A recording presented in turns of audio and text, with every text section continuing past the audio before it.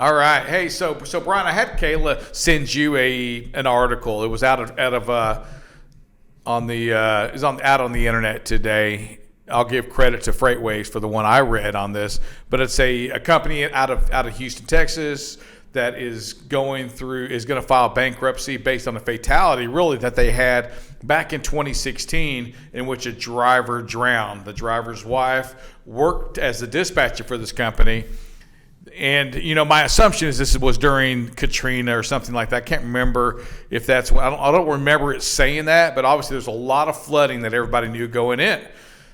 Driver drowns, and now the company are being sued for not stopping that company from going down. And Brian, I wanted to talk a little bit about that, the risks, the risks for, number one, maybe trucking companies not doing anything, but Brian, also the accountability and I was talking to people about this morning. That listen, the fact that your trucking company says go deliver this load, when you're driving through an area that's called the pit. So for me, it's much similar to say Panama. That their roundabout is called Circle of Death. Be careful when you're driving into a flooded area and you're driving through the pit. It may not be safe, and that's where the driver drowned in 20-foot waters. But Brian, I want to talk just a minute about that because everybody always wants to pin a lot on that trucking company, which I get it, right? I mean, we've got to do the right thing. But drivers, and today I used it for weather, but Brian, I also used it for logs. I don't care how many hours you have, if you're unsafe, if you're hungover from the day before, you can't be out there on the road. I wanted to hear some of your thoughts on that. I mean, the accountability on the driver as well, no matter what his log or her log say, no matter if the dispatcher says that load's got to deliver, they can see it because they're in it. What are your thoughts on some of that I'm talking about? Last week we touched on the term and the mantra safe and legal, and it's got to be that way all the time. I read that article as well, and the trucking company said take the load through, and the driver did what he was told. And now granted, if that area is widely known as the pit and that driver's familiar with that area, maybe there should have been some knowledge there. Yeah. It's almost no different than the driver that was based in Texas. It had never been higher than I-10 a few years back when he was in Colorado and came off the mountains down into Denver. Yep. Past two or three runaway ramps and just barreled into parked traffic. Yep. Just because it was lack of knowledge. That drivers do have a lot of accountability when it comes to their hours of service, and they have the ultimate responsibility when it comes to their hours of service. Whether dispatch or somebody in management is pushing beyond what those limits are, now with the ELDs, everybody's got visibility on that. Yes. Now, if you don't know what you're looking at as a manager or a dispatcher or something like that, then shame on you, quite honestly, because you can get the training, you can get the knowledge to know what you're looking at to see if your driver's legal. Or if you don't care, and the drivers won't or are afraid to step up and say, I'm not going to do this, I can't do this, or I feel like garbage, I just can't go today, and they push them anyway. There has been cases in the past where in a fatal crash where now we're seeing drivers getting charged criminally as well as companies, but there has been dispatchers that have been charged criminally. So seeing that so many drivers and companies live in the now, the right now, and it's, hey, we got to get that load there now, so you got to go. And we touched on it before. If it's fear out of the driver's mind that, I'll get fired if I don't do this, or if it's somebody within the company saying, there's an extra $100 in it for you if you do it, or we'll worry about the logs later. Man, they don't realize the fire they're playing with now, because all of those things that go into changing those logs are so easy to find. Yeah. So easy to find. Yeah, you're not going to hide from them for very long. I agree. And to the drivers out there that watch this as well, Brian, let's just talk about that, because they work there. And just because somebody tells you to do something, I get it. It may put you in a bad spot. But, Brian, if you're working at a company that is forcing you to run illegally, if you're working for a company that even after you said, hey, these roads are too bad, I can't do it, and they're forcing you, feel like that's what you feel like, Brian, I just can't help but think you're probably working for the wrong company. Yeah, I don't disagree with that. I've had that experience in the past when I drove. I didn't last at those companies very long. Going from the Arizona, Phoenix, Yuma area to Chicago and back, 5-day period, that didn't last very long for me. I did think about this as well. The smaller companies, and again, I think a 20 truck operation is really not that small, but 20 truck, 30 truck, 10 truck operations, Brian, so many times the owner of that company is also the safety person, is also the recruiting. Boy, that can put you in a bad spot.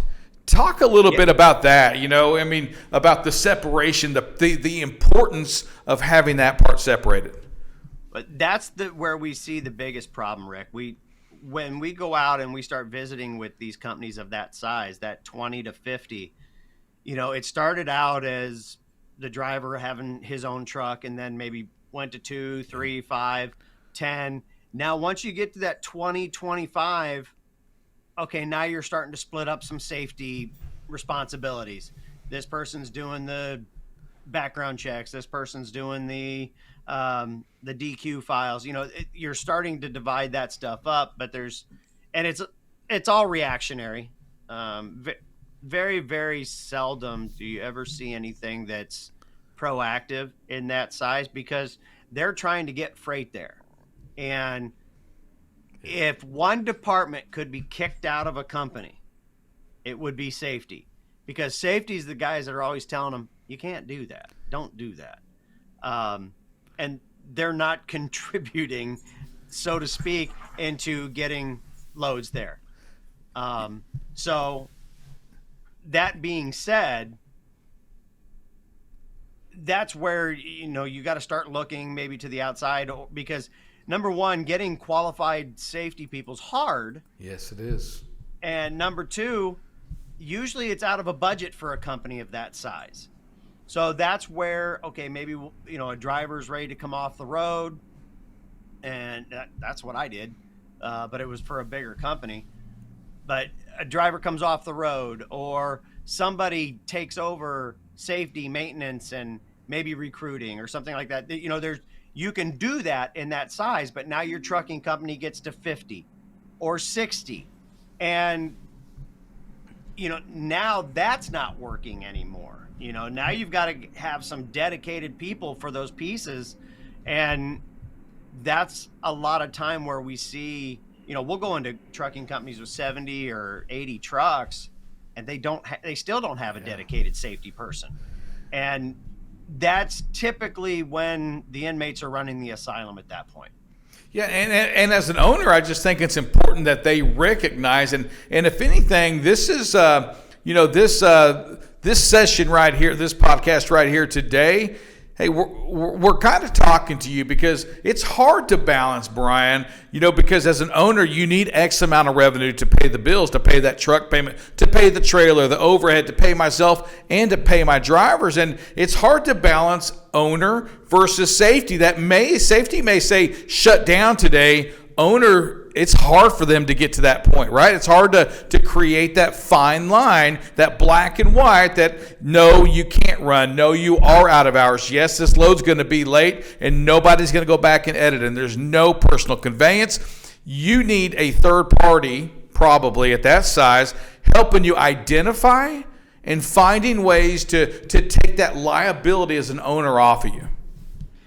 Yeah, and it comes in a couple different fashions. I think companies in that size may not realize the resources that they already have, whether it's through their insurance agent, like what we do, or if it's through the insurance company.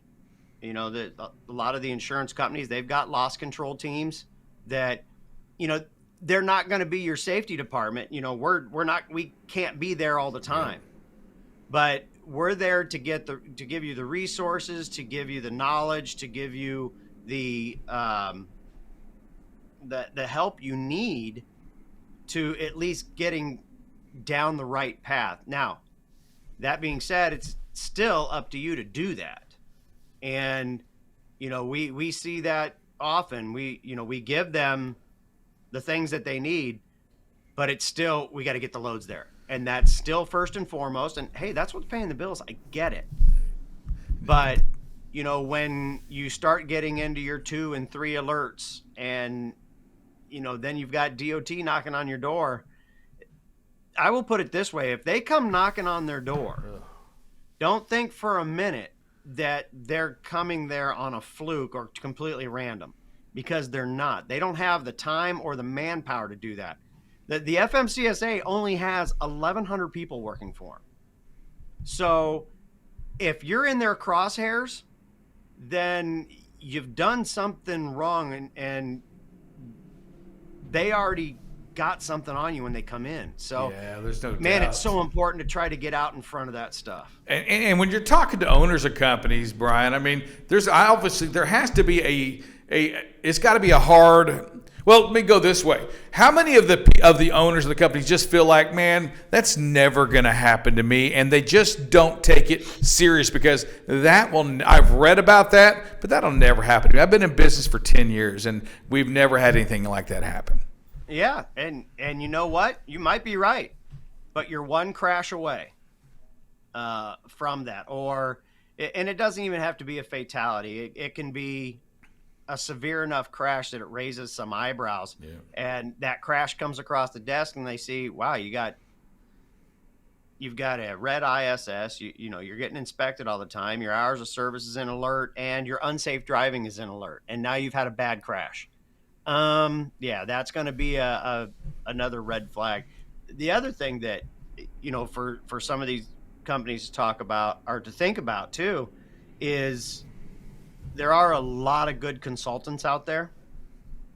And when you weigh out the cost and consultants can get a little bit more hands-on than maybe your insurance agent can. Mm-hmm.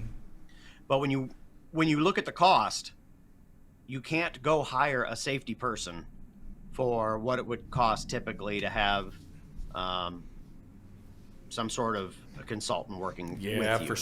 For certain on that. I also think about this with any company, but especially in that mid-sized companies, there is sometimes and Brian, I just can't think that there's nothing worse than this, is when you're good by accident, which means you don't have the processes, you don't have anything in place that's making you be good. You just haven't had the accident, you haven't had the inspections, and that can get you in a bad spot as well when it does happen, because when they come in and look at you, you've done nothing really. You may have never had a problem, you may have never had anything bad, but you're hiring outside of your hiring guidelines, or perhaps you haven't done any randoms, you haven't done any of that thing. Sometimes being good by accident is your worst enemy. Yeah, it's no good running on luck.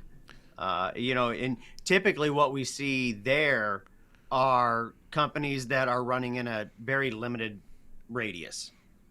They don't go outside of that area too much. Maybe there's no scales. There's not a whole lot of enforcement in those areas.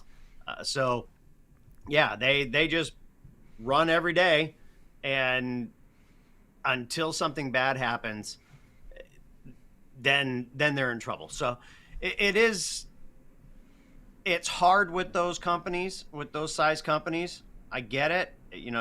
It's hard trying to just make ends meet right now with the way freight is.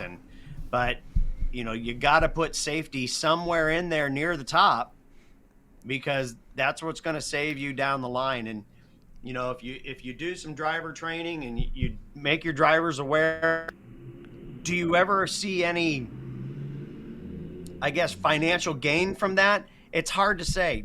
Safety is so hard to quantify, because how do you put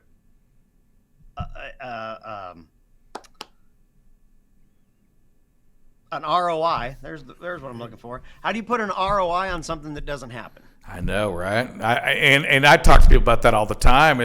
And the only thing, because and I mean, you're absolutely right.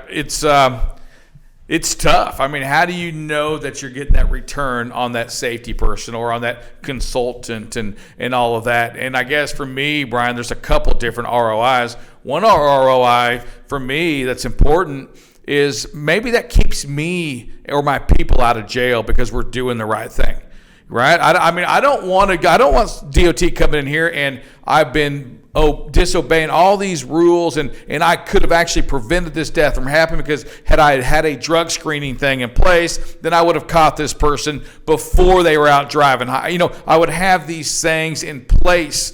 Brian, I think for me too is the value of your company. And if you believe that where you are right now today, here you go. So if today you had a safety plan involved, say 3 or 4 or 5 years ago,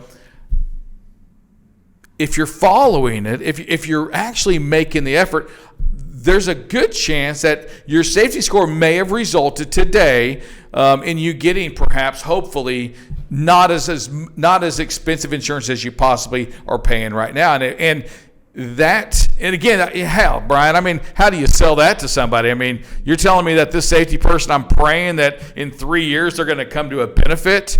That's a tough one, Brian. I mean, God, it's hard to believe that if you just look at that ROI on a driver, on a safety person, how are you going to get that back? And I just think, to me, you're betting on yourself to be around a lot longer. You're betting on the fact that if you do it today, you are going to have cheaper insurance one day. If you do it today, you're going to save lives. You're going to make your company a lot safer on purpose, but you still have to have action, Brian. You can't just hire a safety person and as an owner just throw what they're saying out to the side. You have to have a belief in culture. You have to believe that I am going to get my drivers back home and allow others to get home too. But if you, the owner, just sit there, or you don't put the operations in place that listens and follows the guidelines set by your safety, I don't know. I think that's a total waste of money. You might not as well have even done it. No, if you don't have buy-in from the top, it's pointless. Because if you're going to override everything that safety person says, what's the use of having it? Yes. Now, one thing that everybody wants is growth. Everybody wants to grow. Everybody wants to grow that company.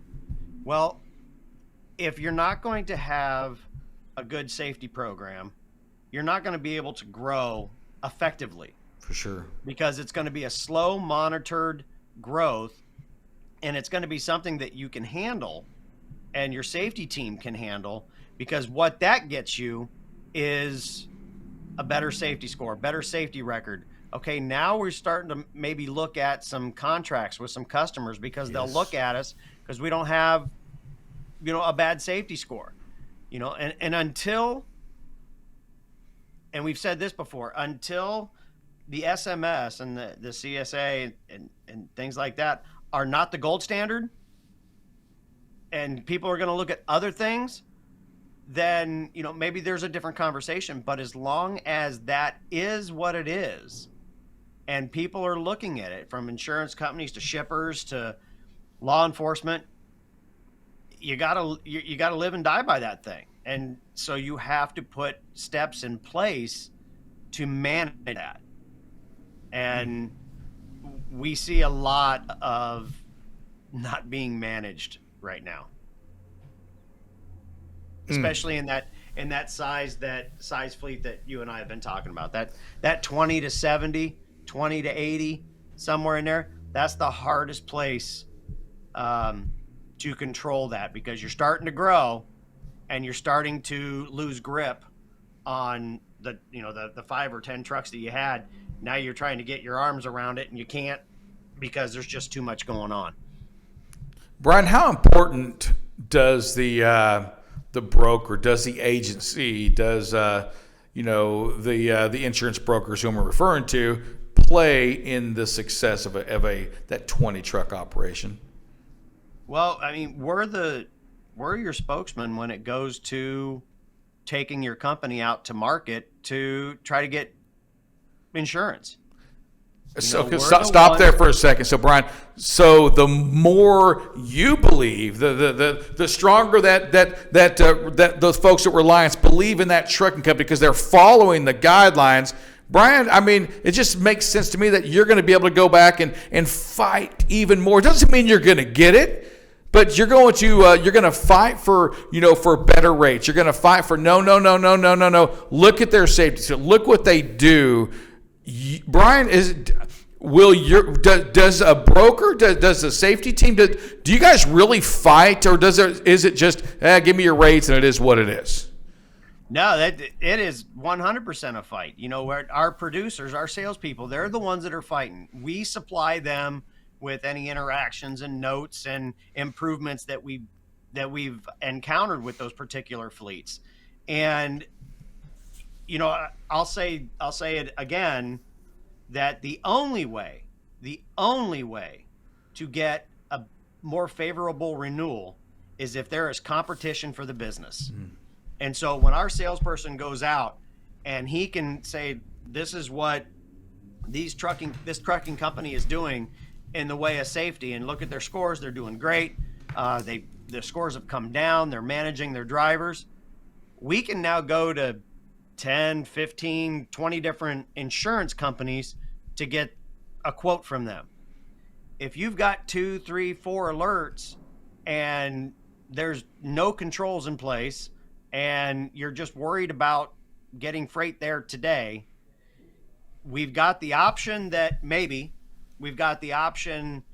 you're currently with, and hopefully maybe we can find somebody else. So competition's the only way that favorable rates happen. Man, I love that. And Brian, so here we go. So to Kayla, listen, I know we got a break. We have people that got to pay the bills for these shows right here. Hey, but here's what I would love to do next week, Brian, tie this into this. Can we get a producer on with you and myself tomorrow? And I want to keep going on this subject right here, because the carriers out, the trucking companies out there, they need to hear that message again. It was very powerful. Now I want to also hear it from that producer that, hey, what you're doing matters, because it gives me something to sell. If you're not safe, if you're not this, if you have these alerts anywhere, and though we go to market, you may have some, hey, it's also the trend line. You've got to trend the right way, especially when you're in time for, when you're in negotiations for renewal. You don't want that trend going the wrong way. And what they do today, what that truck company does today, dadgummit, it makes a difference on the pricing for tomorrow as well. Brian, can we get a producer next week? Absolutely. Yeah, I'll wrangle one up. All right, and we'll do it from there. Hey, Brian, I want to thank you once again for being on our show, our podcast. Man, what a great time this is, and great conversations, and the knowledge you bring. It really is. It's exciting to know that there's people out there like you fighting for our industry. That's what I do every day. We want to make sure that we get every trucker insured and they operate safely and everybody goes home to their family every night.